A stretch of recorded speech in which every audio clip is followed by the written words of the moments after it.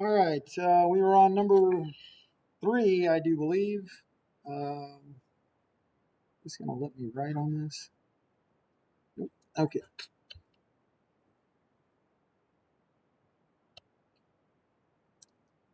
All right, so give the element that corresponds to the 4 quantum numbers. So we have a 1, 0, 0, negative 1 half. All right, so the first quantum number, this is your N, your L, your M sub L, and your M sub S. All right, so the energy, the first quantum number is just your energy level, and you just write that number. That's the 1. The L tells you the subshell. So again, I write it down every time. L can be 0, 1, 2, 3, 4, out to N minus 1. And so that gives you the subshell, which is an S, a P, a D, an F, a G, and then alphabetical order. And so when I have my second quantum number as 0, I know I have an S. And so this is the 1s. All right. You also have to know that the S has one orbital that will hold 2 electrons. The first electron goes in spin up. That is not the one that we want. We want spin down. And so when you have a 1, 0, that's the 1s. And since it is a 0, which is the number of your orbital, and it's negative 1 half, we had to put in 2 electrons. So we have 1s2. So when we go to our periodic table and look for 1s2, we see that that is helium. So this is the ground state electron configuration, 1s2 for helium. If we have a 310 negative 1 half in part B, 310 negative 1 half. All right, so we have 3, so you just write that number down, 3. 1, the second quantum number, we see that 1 is a p. You have to know that p has 3 orbitals. All right, and when you have your orbitals, the orbital in the middle is 0. If you only have one orbital, then that number is 0. To the left is negative numbers, to the right is positive numbers. All right, so we want to have a spin down. Negative 1 half means spin down. So we put in our spin up, Hund's rule. We put 1 electron in each one. And now we're going to put spin down. But we're not going to stop at negative 1 because that's not negative 1. We are going to stop at 0 because that is a 0. And so this is the electron that is in the 3p that is in orbital number 0 with a spin down. So that took 5 electrons. And so you have a 3p5. All right. So then you go to the periodic table. All right. So you find your periodic table. You're looking for 3p5. So remember, P starts at 2. So boron, that's the 2p. And then below that is aluminum. That's the 3p. Now we have to count over 5. 1, 2, 3, 4, 5. And so this is chlorine. And so a 3p5, you get chlorine is the element. All right, in part C, the 4 quantum numbers say 4, 2, 1, negative 1 half. Again, 4, first number, you just write it down. Then you come up to your L's again, and you see that when you have a 2, that means you have a D. And you have to know that the D subshell has 5 orbitals. And again, the one in the middle is always number 0. Then negative 1, negative 2, 1, and 2 is how we number our orbitals. All right, so again, we have a negative 1 half. And so first, we have to put 1 electron in each one of our orbitals. All right, so then we're going to put the negative 1 half spin, but we are not going to stop until we get into orbital number 1, which is right here. So it is a spin down in orbital number 1. And to do that, we had to put in 9 electrons. All right, and so that is a 4d9, which is a bad example because we will look at 4d9 and find our element. All right, 4d9. So here is the 3d. That starts right there at SC. All right, so this is then the 4D. It's going to be starting with the Y. And we count over 9. 1, 2, 3, 4, 5, 6, 7, 8, 9. And we have silver, which is AG.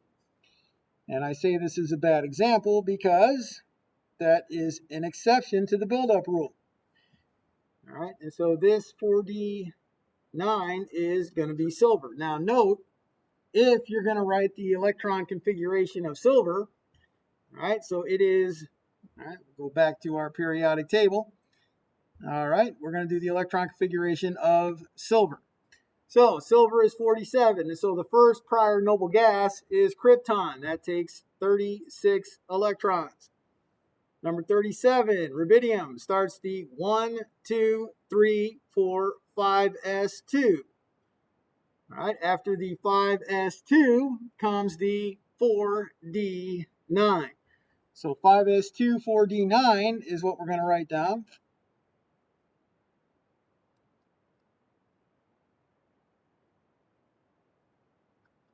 Five S2 4d9, okay, and so that is our electron configuration for our silver. So Kr and then a 5s2 4d9.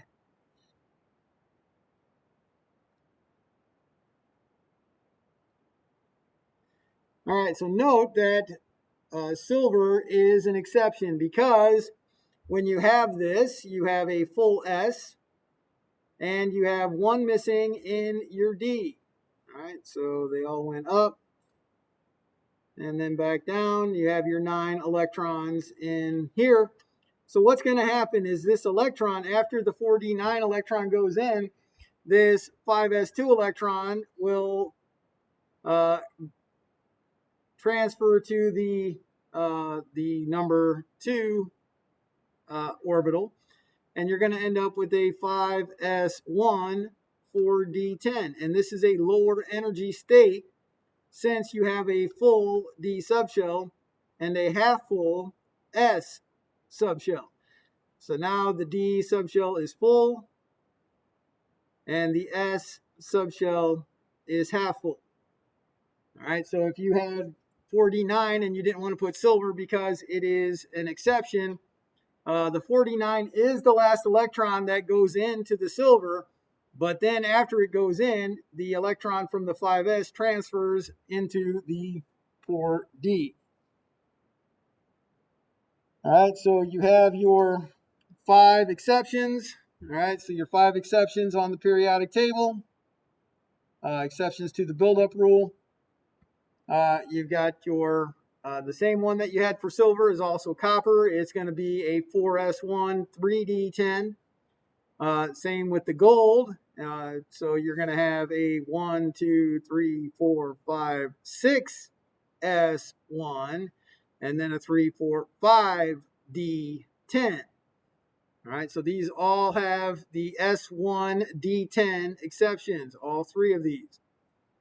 All right, and then the other 2 exceptions are going to be your chromium and your molybdenum here. All right, and so when you have chromium at 24, you're going to have argon, and then you would have a 4s2 and a 3d4. And then what's going to happen is the electron is going to then transfer to the D subshell. So let's do that one. Argon 4s2 3d4. So this is what you would get for chromium. All right, but chromium is an exception. All right, and when you draw the orbitals, you have a full S subshell and you have 4 electrons in the 3D subshell. All right, and so this electron is going to transfer to this empty orbital, and you're going to have a half full S and a half full D subshell. And that is more stable than the predicted electron configuration. There are many other exceptions in the periodic table. The 5 that I listed are the only 5 you will need to know. 4s1 3d5 is the correct electron configuration for chromium. All right, so every other element besides those 5 are going to follow the buildup rule. All right, so part D, number 3, part D has a 5, 3. And then a -1, and then a -1/2. All right, so I'll rewrite the L, 0, 1, 2, 3, 4, S, P, D, F, G. All right, so this is the 5, and then 3. So 3 is F. So this is a 5F. You need to know that Fs have 7 orbitals. One in the middle is 0. -3, -2, -1, 1, 2, and 3. Again, we have a -1/2. All right, so we're going to put 1 electron spin up in each of these 7 orbitals.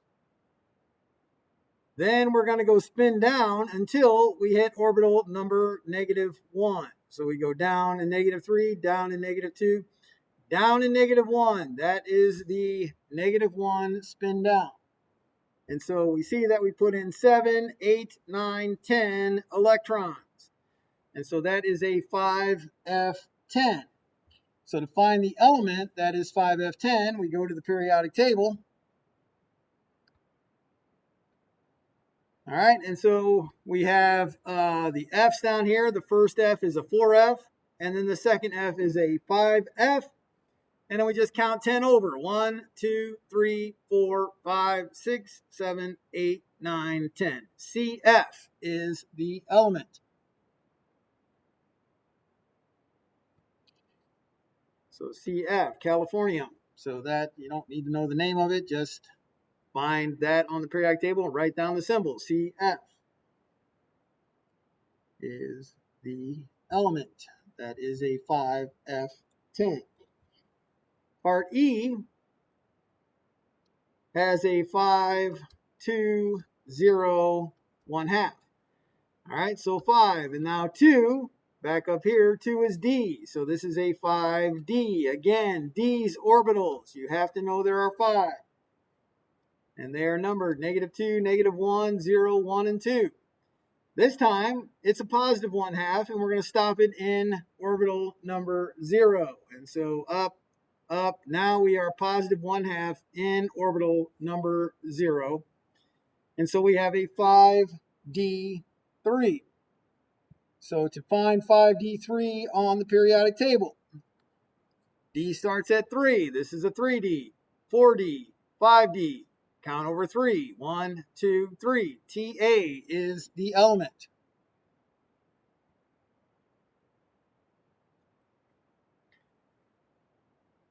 And then the last one there is a 3, 3. And then 0, and then 1/2. All right, and so this would be a 3, 3. So 0, 1, 2, 3, 4. Okay, that's S, P, D, F, G. So this would be a 3F. And what we know about Fs is they start at 4. A 3F does not exist. This is an invalid set of quantum numbers. Once you have your value for L, or your N value, L can be anything up to N minus 1. So once you have 3 here, this number can be 0, 1, or 2. It cannot be a 3. All right, so the L value can be up to N minus 1. And so if it is greater than an N minus 1, like it is here, 3, 3, that is forbidden. That is an invalid set of quantum numbers. All right, so number 4. So to do number 4, you have to know that your total number of nodes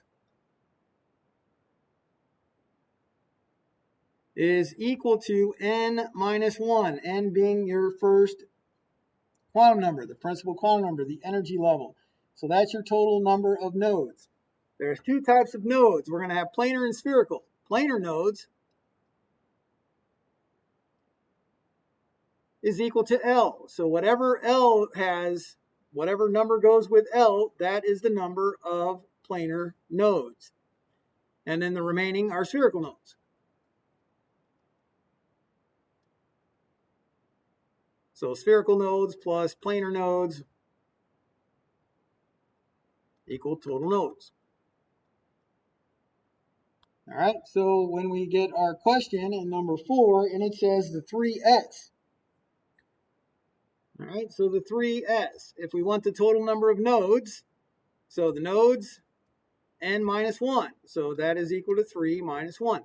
So there are 2 nodes in a 3s.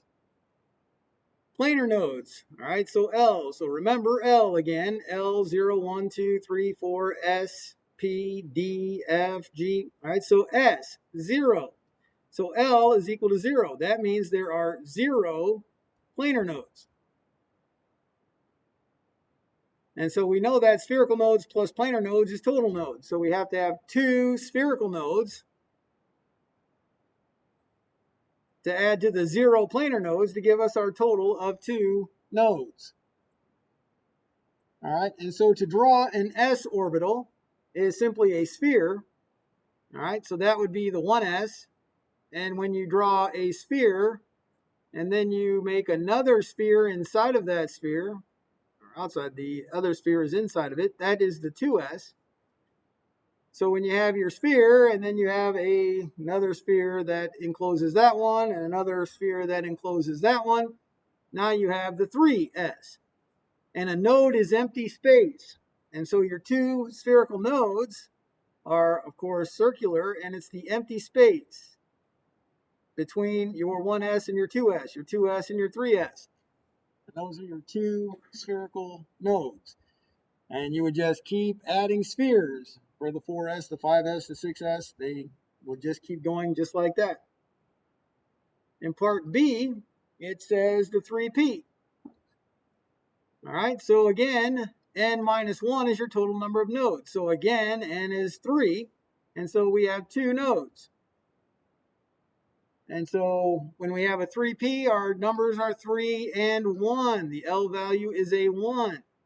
So since L is equal to 1 because it's p, that means we have 1 planar node.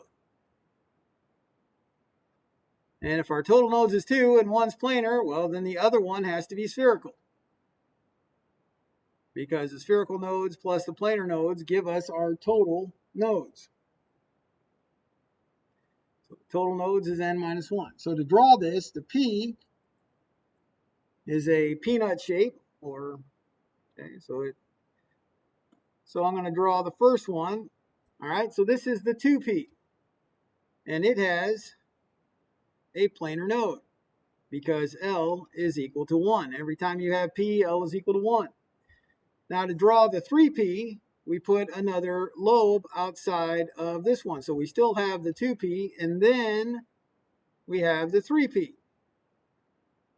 And this is where we have a spherical node. When you have a spherical node, that means you're drawing a circle. When you have a planar node, that means you're drawing a line, a plane. All right, and so this is your planar node going straight through the middle, and here's your spherical node making a circle. So that is then the 3p. If you wanted the 4p, you go here, and you have the 4p. Part C was the 3D. Again, we have n minus 1, 3 minus 1. We have 2 total nodes. All right, and so since L for D is equal to 2, we have 2 planar nodes. And if we have a total nodes of 2 and they're both planar, that means we have 0 spherical.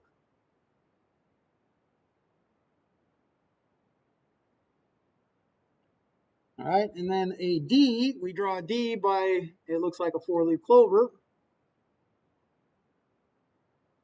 And your planar nodes are here and here. Again, a planar node is going to be a line, it's a plane. The spherical node is going to be a circle, it's a sphere.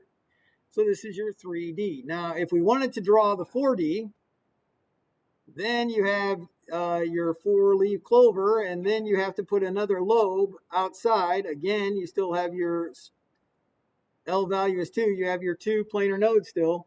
But then you would have to draw another lobe off of each one of those in order to have the 4D, and then that is where you get your spherical node.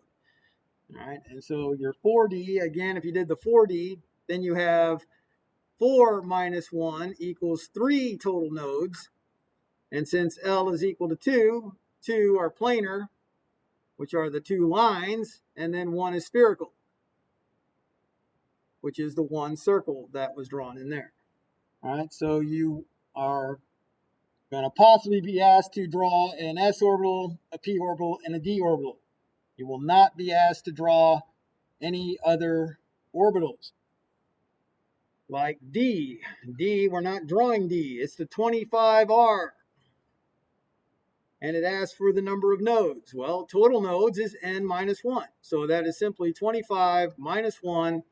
That is 24 total nodes. All right, and then your nodes again are going to be planar and spherical. So now we need to find L to give us our planar nodes. All right, so now we have to have a lot of numbers. So L can be 0, 1, 2, 3, 4, 5, 6, 7, 8, 9, 10, 11, 12, 13, 14, 15, 16, 17, 18, 19, 20, 21, 22, 23, 24. All right, so when we have 25, L can go from 0 up to n minus 1. So these are the possible second quantum numbers. Now, it's an R. All right, and so we got to find out where R is here. Well, this one is S, this one is P, this one is D, this one is F, and now we go in alphabetical order. This is G, H, I, J, K, L, M, N, O, and this is where people will mess up because P is already here. So we can't have P again. So that is a Q, R, S. Nope, S is right here. We can't use S. We don't need to go that far. It is right here at 14. Then T, U, V, W, X, Y, Z, and then I'll just say it's going to be, well, I guess you can go A, B, C, because we haven't used those yet. Fine. All right. So now we know that L is 14. So there are 14 planar nodes. And that means that there are 10 spherical nodes. Because total number is 24. So 14 plus 10 is 24. All right. So remember when you're doing your L numbers that P is already here, S is already there. All right, so do not repeat letters.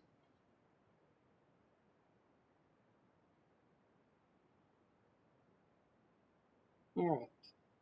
Number 5. Number 5, calculate the wavelength and energy for 11:20 a.m.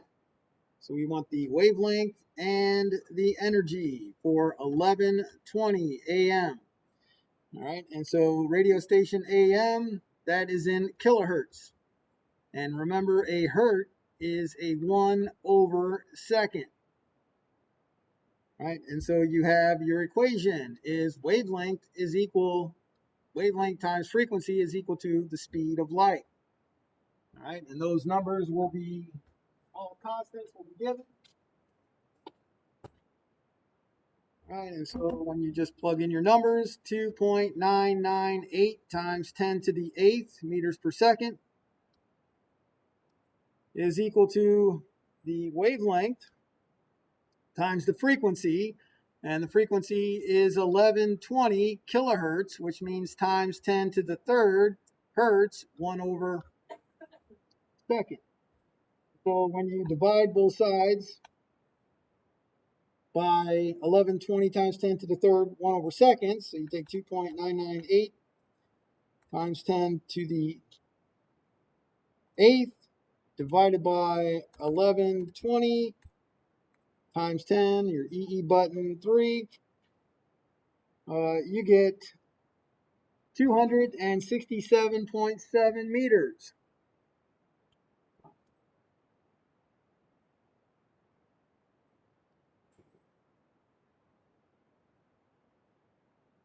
All right, and to get the energy is equal to h nu. And h, again, is Planck's constant. So speed of light's a constant. It will be given. H is Planck's constant. It will be given. All right, and so your E is equal to 6.626 times 10 to the minus 34 joules times seconds. And then your frequency is 1120 times 10 to the third 1 over seconds. And so your seconds cancel and you get joules. So you take your 6.626 times 10, your EE minus negative 34, all right, times 1120 EE 3, and that is a energy 7.421 times 10 to the negative 28 joules. So very low energy for an AM radio station. So you're hit with radio waves all the time. If you were hit with x-rays all the time, that would cause some major problems. All right, so that is your wavelength and your energy. Number six says to calculate the wavelength, the frequency, the energy, the wave number, and the wave number is simply 1 over the wavelength. Give the series and region of the electromagnetic spectrum.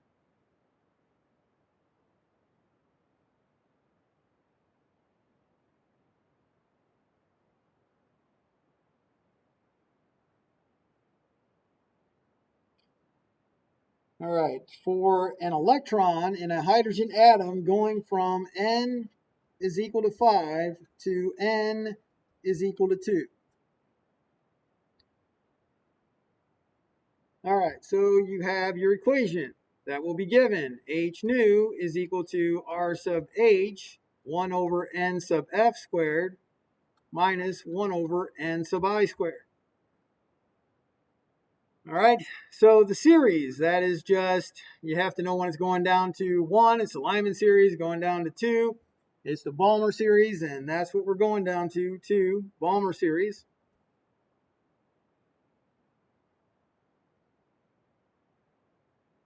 Going down to 3, that is the Paschen series, so that's the series. It is just knowing that which one you're going down to, 1, 2, or 3. The region of the electromagnetic spectrum, so you have to know when it's going down to 2. It is in the visible region of your electromagnetic spectrum. If it's going down to 1, you're in ultraviolet. If it's going down to 3, it's in infrared. So those you need to know. The calculations are very simple because all of the constants and this equation is given. So you just put in your numbers. 6.626 times 10 to the minus 34 joules times seconds. And we're going to solve for our frequency. That's equal to the Rydberg constant. 2.179 times 10 to the minus 18 joules.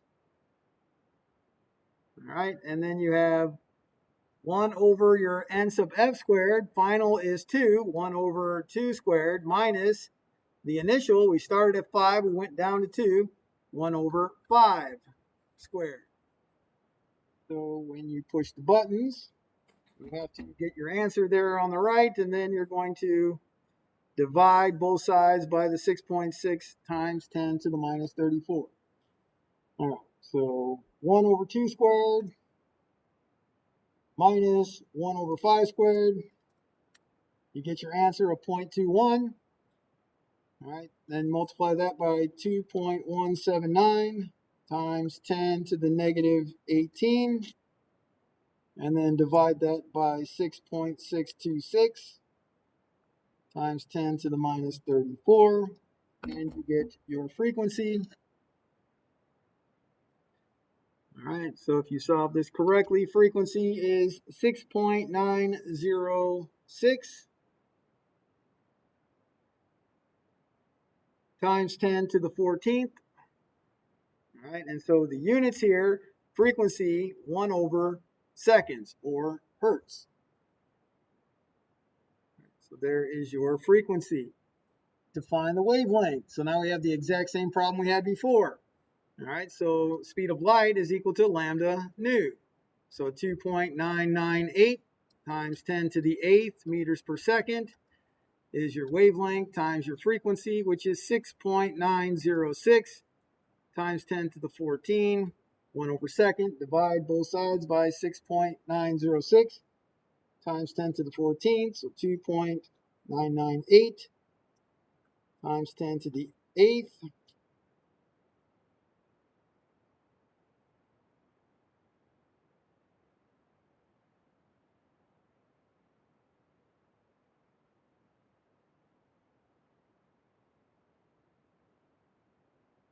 Divided by your 6.906,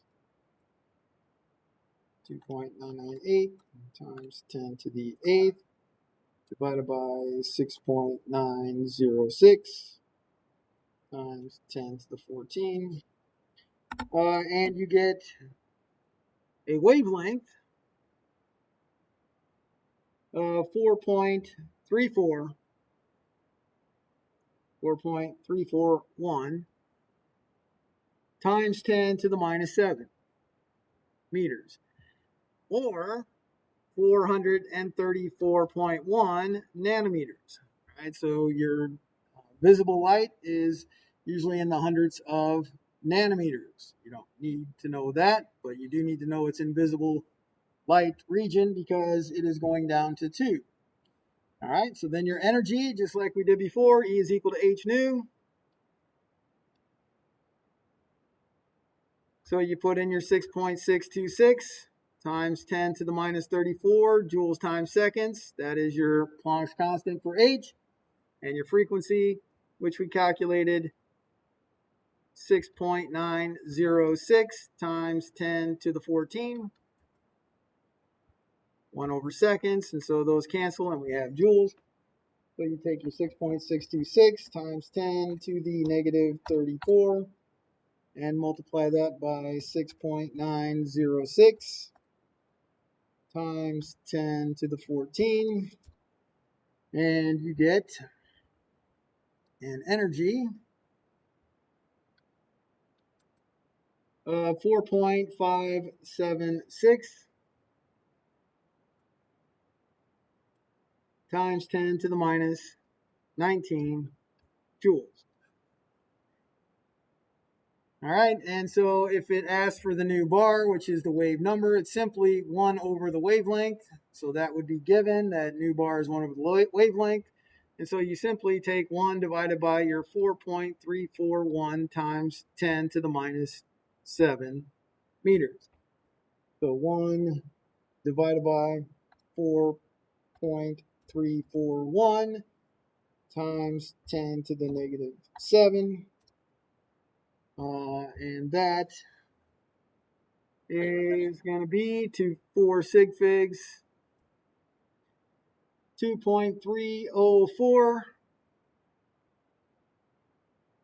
times 10 to the 7 minus 1 should be 6 meters to the minus 1, or 1 over meters. Yep. All right, so that is the new bar, simply 1 divided by your wavelength. And that answers all the questions for that. Yes. Number 7.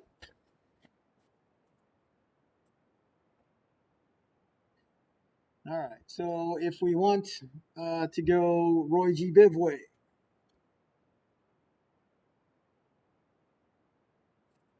All right, so you're talking radio, micro, you got your infrared, you got your near infrared, you got your far infrared. Near is near the red, right? So you got your near ultraviolet, which is near the violet, and you got your far ultraviolet. Then you got your X-rays, and then you got your gamma rays. All right, and so we are increasing in energy. So this is very high energy. Gamma rays, very high energy. It's also increasing in energy and frequency, because E is equal to H nu. The higher the energy, the higher the frequency, or the higher the frequency, the higher the energy. All right. So when you're looking at wavelength, you have a much longer wavelength here. So your wavelength here is increasing in wavelength. So you have very long waves for a radio wave. You have very short waves when you have an X-ray or gamma ray. All right, so it says list the electromagnetic spectrum in order of increasing energy. Right, so there it is. Which has the highest frequency? Well, right here. This is increasing in frequency, so gamma rays. Which has the largest wavelength? The largest wavelength is increasing here, so your radio waves are the largest wavelength. And then it says which color has the higher energy. That's why I wrote it in this way. Roy G. Biv, is it going to be orange or green? Well, since green is closer to violet, green is a higher energy because it's increasing as it goes to the right. Remember, red is next to infrared. Violet is next to ultraviolet. Right, so number 7 is just about the electromagnetic spectrum. Number 8. Which element has the most favorable electron affinity? And write the reaction. All right, so the element that wants to be a negative is not sodium, it's not neon, it is fluorine. All right, so fluorine electron affinity means it's going to take an electron and become F minus. All right, so fluorine is definitely the most favorable for electron affinity, making an anion. So you take your neutral F, you add an electron, and you have the very stable F minus ion. Number 9 is about ionization energy. All right, and so we want to know which one has a jump in ionization energy from ionization energy 1 to 2. So we want a jump in energy, a large increase in energy from ionization energy 1 to ionization energy 2. All right, and so you have your choices. Is it sodium, magnesium, aluminum, silicon? All right, and so if we take Na, and we make Na plus 1 electron, this is your equation for ionization energy. All right, so this is a neon 3s1 if you're doing the electron configuration of sodium. This is then neon. We took out the 3s1. So that is ionization energy 1.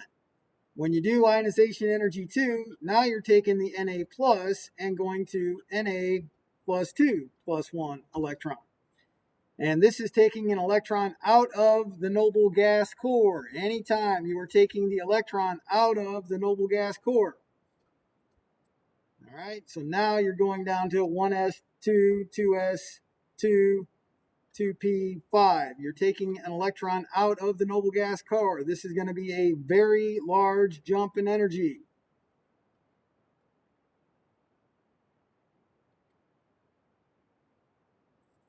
All right, and so all of your column 1s, everything, sodium's in column 1, is going to have a large jump from ionization energy 1 to ionization energy 2. And so sodium is the answer to that one. If you had column 2, the large jump would be between 2 and 3. If you had column 3 plus 3 column, it would be a large jump between 3 and 4. All right, write the reaction. So we did write the reaction. So ionization energy 1 is sodium going to sodium plus 1. Ionization energy 2 is sodium plus 1 going to sodium plus 2. And that is a big jump because it's taking the electron out of the noble gas core. Number 10 is burning magnesium. Mg plus O2, that's going to give MgO. You balance it by putting a 2. So that says that is A. Now we're going to take this A and add water. So MgO plus H2O. This is a metal oxide. And a metal oxide reacts with water to give a base. And so this is MgOH sub 2. And that is balanced. Now, when you take a nonmetal like nitrogen and you burn it, in order to get the answer here, you have to know your acids. You have to know nitric acid is HNO3, and you have to know nitrous acid is HNO2. If you don't know these, then you cannot get that right. All right, so you have to know nitric acid and nitrous acid. You have to know the ic acid, and you have to know the us acid. All right, and so then you have to find the oxidation numbers. Hydrogen is +1, oxygen is -2, but there are 3 of them. That makes it -6. And so your N here is a +5. All right, and so when you have an N that is a +5 and an O that is a -2, then your formula for the oxide has the common factor, common multiple of 10, is an N2O5. And so you put a 2 here, you put a 5 there, you put a 2 there. All right, for the nitrous acid, you do the same thing. Hydrogen +1, oxygen -2. There are 2 of them. That's -4. So this one is a +3, a nitrogen +3, and an oxygen that's -2. You need 2 of the N's and you need 3 of the O's for the common multiple of 6. And so that's why there are 2 answers. N2 plus O2 is going to go to N2O3. And we need 2 of those, 2 of those, 3 of those to balance that reaction. All right, and so now it says to add water. When you add water, you're going to get an N2O5 plus H2O, and that's going to give you your acid, HNO3. Remember, your non-metal oxide plus water is going to give you an acid. The metal oxide plus water gives you a base. Your N2O3 plus water will give HNO2. All right, and to balance that, we need a 2 there, and then everything is balanced. All right. And we will do the next 2 tomorrow.